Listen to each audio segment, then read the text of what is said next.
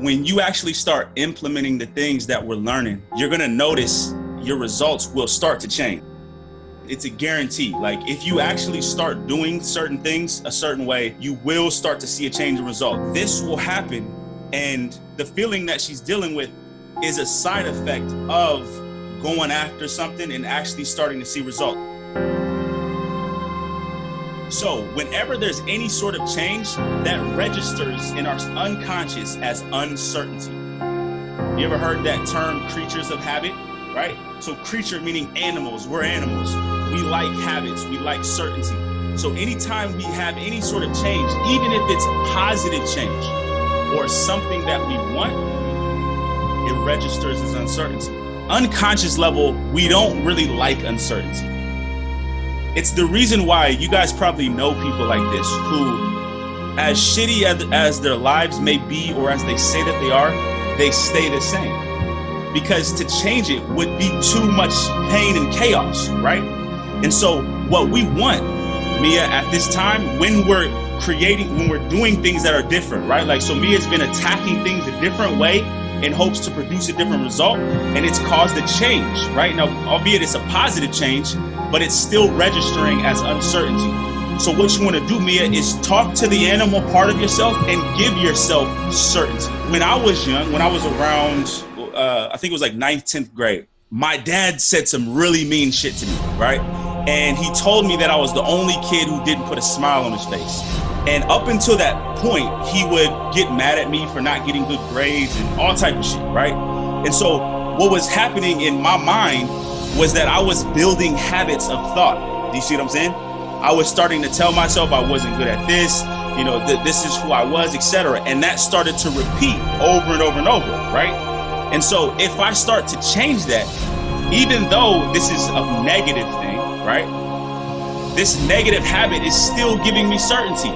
It's the reason why people smoke cigarettes and shit like that. They know it's bad for them, but guess what? It gives them certainty.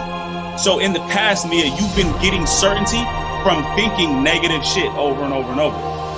You've been getting certainty by telling yourself, oh yeah, that's what I get, and this is how I am, and all this other shit, right?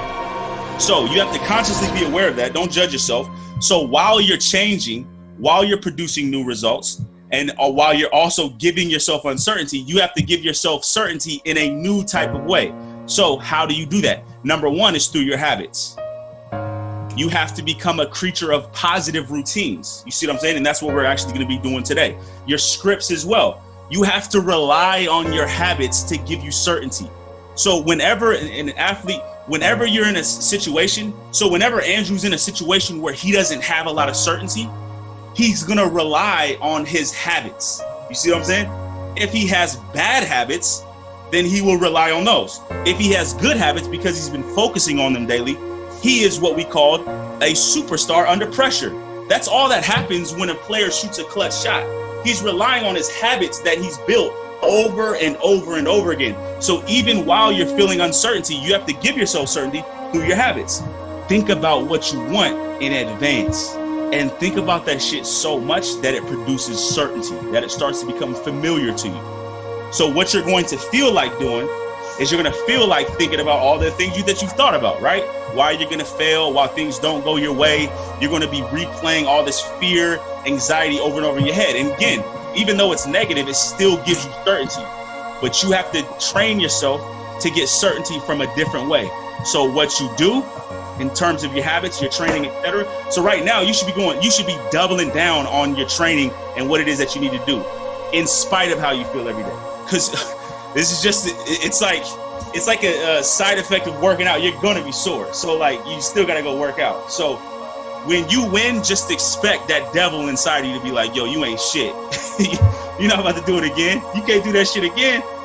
And because it's the same thing. Any of you guys who start to raise your financial situation, so Scott, as Scott ascends to new heights financially, he's going to have that devil on his shoulder talking about, man, I don't know what you're going to do with all that money, all those taxes now. Hey, you got to worry about this. You got to be worried about that. I don't know. You really want that? Aren't we really comfortable right here? Because your unconscious is like, no, we don't want any change, even though it's a change that's going to be positive to you. So in this way, you guys are all now cursed in that way. You're cursed because you say you want to grow. So if you say you want to grow, you're going to feel shitty sometimes. This is the essence of what it means, Mia, to have the yellow tape mentality. To say, yo, I deserve this shit. And more is coming to me. I deserve it. As a matter of fact, I can do even better. So think of what you want all the time. When you're not thinking of what you want, you need to be taking deliberate actions towards what you want. Also, you need to be solving and dealing with problems. So as problems come up, you need to address them immediately. You need to deal with them promptly. So if you're not thinking about what you want, you're taking actions, you're solving problems. And here's what you're not doing. You're not overindulging in the negative emotions. So you're very wise, very smart to reach out to people immediately. So I'm so glad that you wrote that question when you did. I'm so glad that you posed it to the group, because I imagine it sort of came and went, right? Now, sometimes it's strong, sometimes it's not as strong, but either way, you'd be really wise to vet it out, right? So with your accountability partner who you're going to find this week, you want to create a relationship with someone, even if it's not your accountability partner, someone who you can talk to often and just vet out your emotions. If you try to ignore it, that's not wise. Now, the reality is you can't spend 3-4 hours doing that shit every day. So that's why you have to have your plan laid out. You have to be stoic-faced. You have to be like a soldier. And like soldiers, I'm not a soldier. I've never been to war, but I can only imagine how much you might miss your family, how much you wish you were home, how much you're afraid of dying. But guess what? It's no time for that shit. No time. You need to know what you need to do, and you need to do it regardless. That's the type of discipline that's going to take you to the next level. And guess what? Every time you ascend to new heights, you're going to have that devil talking about, oh, I don't know. Like, aren't you this? Right? Trying to keep you there. And it's okay. But that voice is going to get quieter and quieter, and you're going to get to the point where you can laugh at it. So now it's almost like I anticipate that shit. Like, I already know. And that's why you have to pay attention to your habits and your routines. Because if you rely, this is when they talk about like not relying on motivation. If you rely on feeling hype and motivation, you will not do it. You will have like 2 or 3 awesome days, and then you'll hit a slump 4 days where you're eating ice cream and shit, watching TV all day, wondering why you feel like shit. So what you have to do, and Kobe Bryant said this, he said the key to being mentally tough is being even keel. Not too high, not too low. You see what I'm saying? So you're going to feel high, absolutely. So you're going to feel awesome when you win. But guess what's on the other side of that? It's like night and day. You're going to feel those downs. So what you need to do is learn how to ride the waves. I'm not a surfer, but I imagine that's what you have to do as well, right? So in that way, I'm really glad that you brought that up. And all you guys, especially today, when you start doubling down on your habits, as we're going to do, it's math. Like, it's once you start executing over and over and over, you will see results. It's simple math. And what will happen is that you will feel what Mia is talking about. If you guys start making more money, you will feel scared. You will almost start to sabotage yourself. So what happens, Mia, if you listen to that voice, that's self-sabotage. That's your unconscious fighting with your conscious. You want this, but unconsciously you're scared.